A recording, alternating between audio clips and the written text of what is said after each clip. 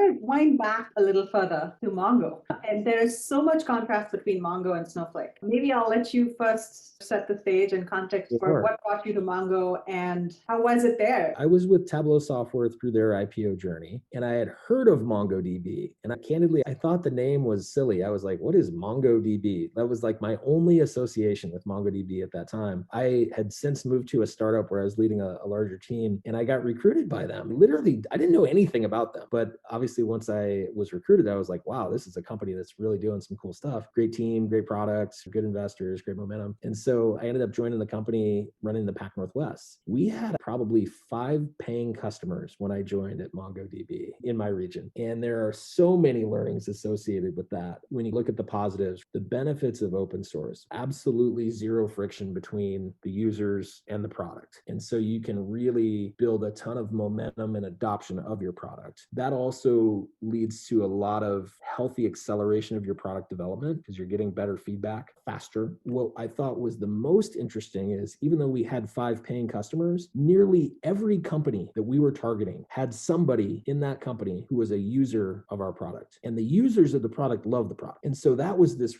really weird dynamic where you have predominantly a greenfield territory and no one's paying you any money, but everybody loves you and they're using you. It's very interesting in a lot of ways. We could talk through some challenges. So first of all, selling open source is really hard. It's really, really hard. It requires a lot of thought in a lot of different ways. When I joined, the go-to-market approach was we called it a smoke report, find the open source users and then convert them to being paid. The thought that that would be like the most logical way to go to market and to sell the lowest hanging fruit. It wasn't. I don't think that was the case. And there are a lot of reasons why. Number one, we didn't require an email address for people to download the product. So you didn't know who the users were. We could only see IP addresses tied to a specific company. So we could say X company has this amount of downloads over this period of time. And so you'd have to get really thoughtful and strategic, plus have really solid fundamentals from a prospecting standpoint to just get in front of people and figure out who within this company is using the product already. We can talk through some ways that we did that. But some of the other challenges are your users and your buyers in the MongoDB instance are 2 different groups. There was an intentional strategy to have absolutely no differentiation between the open source product and the paid version of the product at that time for developers who were the user of the product. What would happen is developers were like, this is awesome. This is free. I build my applications. Great. Now, when an application is ready to go into production, a different team owns that. There's like an operations team that has to manage the database. Well, they didn't like MongoDB because it didn't have all the tooling and the things that they needed. Most of the time, they weren't even aware that a paid version existed. And so now imagine the conversation. It's like you go to those people and they're already kind of pissed off because they didn't want this technology. It was dropped in their lap. And now you're going to go convince them to give you money for something that in many cases was used because it was free. That dynamic, it was really challenging. The other thing I'll point out is that the engineering orgs that were building applications are the ones with the power and the money, but we were asking for money from the operations group who doesn't have money, doesn't have power. And so it's this really interesting go-to-market approach.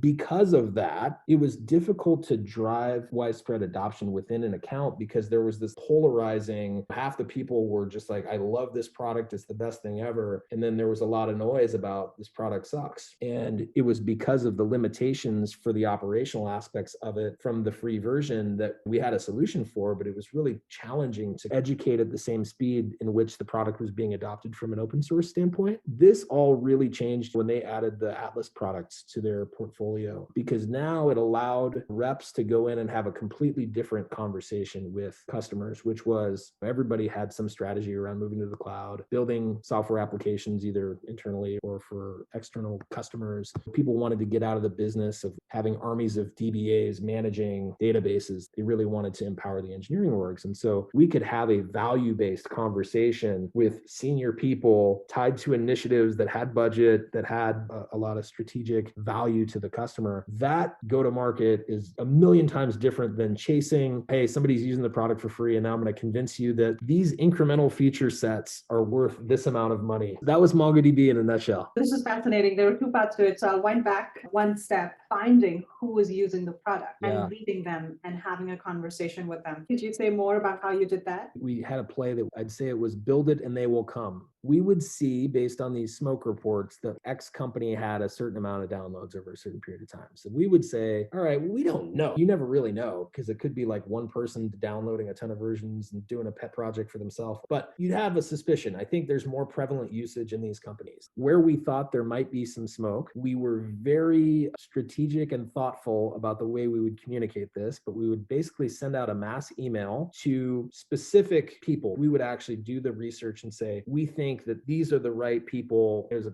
big process actually to identify them on LinkedIn, get their email address, get into a spreadsheet. It was very old school. There's better ways to do this now. But we would send an email that would say, hey, next Tuesday, September 7th, MongoDB will be hosting an event for your company. And it's focused on these things. And then we were really good about the bullet points of the agenda were like very relevant to the people that we were sending it to. And then we would say, if you'd like to be added to the invite list, simply reply and we'll add you. Keep in mind, there was no event. It was worded in such a way that we weren't lying. We were building the event and then they were going to come to it. We'd have to be really thoughtful about, as people would respond, we would engage with them individually. I was blown away by the responses that we would get. And I think the underlying psychology is everybody wants to know what their peers are doing. There's a total FOMO. People do not, be left behind. And so people would engage. They would respond to the email, sometimes completely unsolicited, and say, hey, I'm using MongoDB for this project and it's been awesome. And literally you just get all this wonderful information. We were really, really good at running that play and getting that to uncover a ton of opportunity. The other things we would get would be, hey, I've heard of MongoDB. I'm not using it. Who else in my company is using it? Now, when that happened before we understood how somebody was using it, we had a problem. So we had to go find somebody that was using it, get on a call with them, do some discovery to say that we wanted to optimize or maximize their time by building the agenda to tailor it for them. And we just do some discovery. How are you using the product? What projects do you have? Tell me about your role. Imagine having that conversation with 12 different people over the course of 2 days. Now you've got momentum. You've got this critical mass of people that are interested. I remember just piecing together, then you have to call somebody and say, hey, can you book us a conference room? That was always the hard part logistically, was could you book us a room? And, if we were fortunate enough to do that, which we usually were, we found a way to do it. Then honestly, you'd have like 45 people show up from different groups, different agendas. It was challenging to get everybody in the same direction. Over time, we also started to learn to maybe talk people out of that because sometimes it didn't go so well when you had all these different people and there's no clear set agenda. So sometimes we would just tell people as they would respond like, hey, based on what we've learned about what you care about, we should just do a separate session with your team. And then it was a better result. A lot of fun games, things that we can apply obviously in other companies, but worked particularly well in an open source environment. I would say that the Atlas product, it's more of a freemium nature. Obviously, I haven't been there for a few years, so I think it's probably changed. But when I was there, it was still challenging because there was still this responsibility between the developer who's using the product and who's going to manage it. So still, this database as a service requires a lot less management. But there was still, who owns this thing within the organization? So that was still up for debate. That created some challenges just with respect to who's going to pay for this thing. Again, who's your user versus who's your buyer? And then there's still idea of like, should we manage it ourselves? There's an open source version. Why don't we just use that? We have teams, we have resources to do that. You're still fighting that same conversation of open source versus paid. You obviously don't see the open source versus paid conversation in Snowflake, but do you still run into the situation where the buyer is different from the user? Because the infrastructure teams may still be different.